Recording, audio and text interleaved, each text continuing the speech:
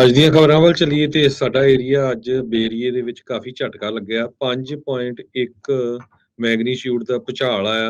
ਕਹਿੰਦੇ ਪਿਛਲੇ 15 ਸਾਲਾਂ 'ਚ ਇੰਨਾ ਸਟਰੋਂਗ ਪਹਿਲੀ ਵਾਰੀ ਆਇਆ ਤੇ 30 ਸਾਲਾਂ 'ਚ ਤੀਜੀ ਵਾਰੀ ਐਡਾ ਵੱਡਾ ਜਿਹੜੇ ਅਰਥਕੁਏਕ ਸੀਗਾ। ਲੱਕਲੀ ਕੋਈ ਕਿਸੇ ਦੇ ਸੱਟ ਵਗੈਰਾ ਨਹੀਂ ਲੱਗੀ, ਕੋਈ ਜਾਨੀ ਮਾਲੀ ਨੁਕਸਾਨ ਦੀ ਕੋਈ ਖਬਰ ਨਹੀਂ ਆਈ। 5 ਮਿਲੀਅਨ ਲੋਕਾਂ ਨੇ ਇਹ ਫੀਲ ਕੀਤਾ, ਇਸ ਭੁਚਾਲ ਨੇ ਉਹਨਾਂ ਨੂੰ ਅਫੈਕਟ ਕੀਤਾ ਹੈਗਾ। ਲੂਸੀ ਜੋਨਸ ਇੱਕ ਰਿਟਾਇਰਡ ਯੂਐਸਏ ਜਿਓਲੋਜੀਕਲ ਸਰਵੇ ਦੇ ਸਿਸਮੋਲੋਜਿਸਟ ਹੈਗੇ ਆ। ਉਹਨਾਂ ਨੇ ਇਹ ਕਿਹਾ ਵੀ 15 ਸਾਲਾਂ 'ਚ ਸਭ ਤੋਂ ਵੱਡਾ ਅਰਥਕੁਏਕ ਸੀ। ਇਸ ਤੋਂ ਬਿਨਾਂ ਦੋ ਹੋਰ ਆਏ, ਇੱਕ 3.1 ਮੈਗਨੀਚਿਊਡ ਦਾ ਤੇ ਇੱਕ 2.2 ਮੈਗਨੀਚਿਊਡ ਦਾ। ਸਭ ਤੋਂ ਪਹਿਲਾਂ ਪਹਾੜੀਆਂ ਜੋ ਈਸਟ ਫੁੱਟਹਿਲਸ ਆ, ਜਿਸ ਸਾਈਡ ਸਾਡਾ ਰੇਡੀਓ ਸਟੇਸ਼ਨ ਆ, ਉਸ ਸਾਈਡ 11:42 ਤੇ 12 ਮੀਲ ਈਸਟ ਆਫ ਸੈਨੋਜ਼ੇ, ਜਿਹੜਾ ਬੇ ਏਰੀਆ ਦਾ ਲਾਰਜੈਸਟ ਸਿਟੀ ਆ ਸੈਨੋਜ਼ੇ, ਇੱਥੇ ਇਹ ਜੋ ਭੂਚਾਲ ਆਇਆ ਹੈਗਾ। ਤੇ ਐਸਟੀਮੇਟਡ 95,000 ਲੋਕਾਂ ਨੇ ਸਾਈਨ ਅਪ ਕੀਤਾ ਹੋਇਆ ਆ ਅਰਥਕੁਏਕ ਵਾਰਨਿੰਗ ਸਿਸਟਮ ਦੇ ਲਈ। ਸ਼ੇਕ ਜੀ ਅਲਰਟ ਮੈਸੇਜ ਉਹ ਤੇ ਤੁਹਾਨੂੰ ਆ ਜਾਂਦਾ 18 ਸੈਕਿੰਡ ਪਹਿਲਾਂ ਮੈਸੇਜ ਉਹਨਾਂ ਨੂੰ ਆ ਗਿਆ 95,000 ਲੋਕਾਂ ਨੂੰ ਕੋਈ ਭੁਚਾਲ ਆ ਰਿਹਾ ਹੈਗਾ। ਸੋ 18 ਸੈਕਿੰਡ ਵੀ ਬਹੁਤ ਜ਼ਿਆਦਾ ਹੁੰਦੇ ਹੈਗੇ ਆ। ਆਪਾਂ ਸੈਕੰਡ ਫਲੋਰ ਤੇ ਆ, ਸਾਨੂੰ ਵੀ ਕਾਫੀ ਝਟਕਾ ਲੱਗਾ, ਪਰ ਜੋ ਸੈਨੋਜ਼ੇ ਦੇ ਵਿੱਚ ਹਾਈ ਰਾਈਜ਼ ਬਿਲਡਿੰਗ 18ਵੀਂ ਫਲੋਰ ਤੇ ਸੀ, ਉਹਨਾਂ ਨੂੰ ਦੇਖੋ ਵੀ ਕਿਦਾਂ ਜਿਹੜਾ ਝਟਕਾ ਉਹ ਲੱਗਿਆ ਹੋਊਗਾ।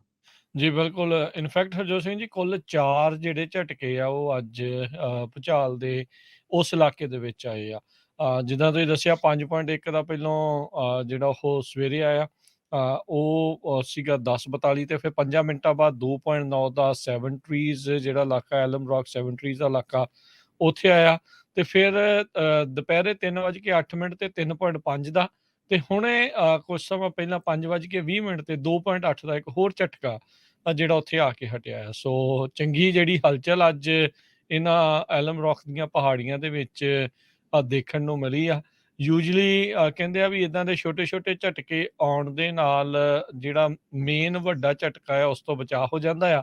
ਪਰ ਬਹੁਤ ਸਾਰੇ ਜਿਹੜੇ ਸੀਸਮੋਲੋਜਿਸਟ ਤੇ ਜਿਓਲੋਜੀ ਵਾਲੇ ਆ, ਉਹ ਕਹਿੰਦੇ ਨੇ ਵੀ ਇੱਕ ਵੱਡਾ ਝਟਕਾ ਆ ਸਕਦਾ ਹੈ 1900 ਦੇ ਸ਼ੁਰੂਆਤ ਦੇ ਵਿੱਚ, 1910 ਤੋਂ ਪਹਿਲਾਂ ਸੈਨ ਫਰਾਂਸਿਸਕੋ ਦੇ ਵਿੱਚ ਬਹੁਤ ਤਗੜਾ ਜਿਹੜਾ ਇੱਕ ਭੂਚਾਲ ਜਿਹੜਾ ਹੋਇਆ ਸੀ, ਜਿਸ ਨੇ ਪੂਰੇ ਸ਼ਹਿਰ ਨੂੰ ਫਲੈਟ ਕਰਕੇ ਰੱਖ ਦਿੱਤਾ ਸੀਗਾ। ਸੋ ਅੱਜ ਜਿਹੜੇ ਝਟਕਿਆਂ ਨੇ ਇੱਕ ਵਾਰੀ ਫੇਰ ਅਰਥਕੁਏਕ ਦੀਆਂ, ਭੂਚਾਲ ਦੀਆਂ ਜਿਹੜੀਆਂ ਗੱਲਾਂ ਆ, ਉਹਨਾਂ ਨੂੰ ਮੋਹਰੇ ਕਰ ਦਿੱਤਾ।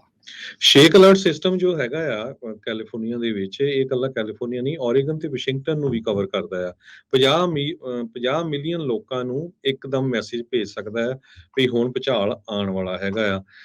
ਸੈਕਰਾਮੈਂਟੋ ਫ੍ਰਿਜ਼ਨੋ ਤੱਕ ਵੀ ਲੋਕਾਂ ਨੇ ਇਹ ਜੋ ਅੱਜ ਭੂਚਾਲ ਆਇਆ ਆ ਉਸ ਨੂੰ ਫੀਲ ਕੀਤਾ ਆ। ਐਮਰਜੈਂਸੀ ਆਫੀਸ਼ੀਅਲਸ ਜੋ ਆ ਉਹ ਕੋਆਰਡੀਨੇਟ ਕੀਤਾ ਉਹਨਾਂ ਨੇ ਬੇ ਏਰੀਆ ਫਸਟ ਰਿਸਪੌਂਡਰਸ ਦੇ ਨਾਲ, ਫਾਇਰ ਡਿਪਾਰਟਮੈਂਟ ਜੋ ਸੈਨੋਜ਼ੇ ਦੀ ਉਹਦੇ ਨਾਲ। ਉਹਨੇ ਕਿਹਾ ਵੀ ਸਾਨੂੰ ਕੋਈ ਐਮਰਜੈਂਸੀ ਕਾਲ ਇਸ ਬਾਬਤ ਨਹੀਂ ਆਈ ਹੈਗੀ। ਬੈਲੀ ਟਰਾਂਸਪੋਰਟੇਸ਼ਨ ਅਥਾਰਟੀ ਨੇ ਜੋ ਟ੍ਰੇਨ ਚਲਾਉਂਦੇ ਆ ਸੈਂਟਾ ਕਲਾਰਾ ਕਾਉਂਟੀ 'ਚ, ਉਹਨਾਂ ਨੇ ਕੁਝ ਮਿੰਟ ਲਈ ਆਪਣੀਆਂ ਟ੍ਰੇਨ ਬੰਦ ਕਰਕੇ ਜੋ ਟ੍ਰੇਨ ਦਾ ਰਾਊਟ ਆ ਉਸ ਨੂੰ ਸਾਰਾ ਚੈੱਕ ਕੀਤਾ ਹੈਗਾ ਵੀ ਕਿਸੇ ਤਰ੍ਹਾਂ ਦਾ ਕੋਈ ਉਹਦੇ ਵਿੱਚ ਪ੍ਰੋਬਲਮ ਨਾ ਹੋਵੇ। ਬੇ ਏਰੀਆ ਰੈਪਿਡ ਟ੍ਰਾਂਜ਼ਿਟ ਜੋ ਸੈਨ ਫਰਾਂਸਿਸਕੋ ਤੋਂ ਈਸਟ ਵੇ ਨੂੰ ਕਵਰ ਕਰਦਾ ਆ, ਉਹਨਾਂ ਨੇ ਵੀ 5 ਮਿੰਟ ਦੇ ਲਈ ਆਪਣੀਆਂ ਫੈਸਿਲਿਟੀਜ਼ ਦੀਆਂ ਇਨਸਪੈਕਸ਼ਨ ਕੀਤੀਆਂ ਹੈਗੀਆਂ।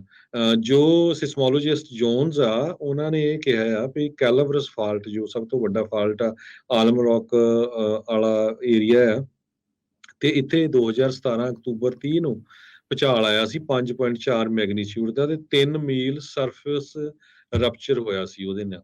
ਕੈਲਾਬਰਸ ਫਾਲਟ ਦੇ ਨਾਲ ਕਹਿੰਦੇ ਵੀ 8.2 ਮੈਗਨੀਚਿਊਡ ਦਾ ਭੂਚਾਲ ਕੈਲੀਫੋਰਨੀਆ ਦੇ ਇਸ ਏਰੀਏ ਦੇ ਵਿੱਚ ਆ ਸਕਦਾ ਹੈਗਾ ਆ। ਸੋ ਇਹ ਬੜਾ ਖਤਰਨਾਕ ਏਰੀਆ ਹੈ। ਕੈਲੀਫੋਰਨੀਆ ਇੰਸਟੀਚਿਊਟ ਆਫ ਟੈਕਨੋਲੋਜੀ ਨੇ ਦੇ ਪ੍ਰੋਫੈਸਰ, ਐਸੋਸੀਏਟ ਪ੍ਰੋਫੈਸਰ ਹੈਗੇ ਆ, ਉਹਨਾਂ ਨੇ ਦੱਸਿਆ ਜੋ ਜੋਨਸ ਆ, ਕੈਲਾਬਰਸ ਫਾਲਟ ਦੇ ਨਾਲ ਵੱਡੇ ਜਦੋਂ ਕੋਈ ਕਿਸੇ ਤਰ੍ਹਾਂ ਦਾ ਵੀ ਭੂਚਾਲ ਆਉਂਦਾ, ਉਹ ਤੋਂ ਬਾਅਦ ਛੋਟੇ ਛੋਟੇ ਹੋਰ ਬਹੁਤ ਜ਼ਿਆਦਾ ਭੂਚਾਲ ਆਉਂਦੇ ਹੈ ਜੀ। ਸੋ ਆਫਟਰ ਸ਼ੌਕਸ ਜਿਹੜੇ ਆ ਉਹ ਅਜੇ ਤੱਕ ਵੀ ਆ ਰਹੇ ਨੇ।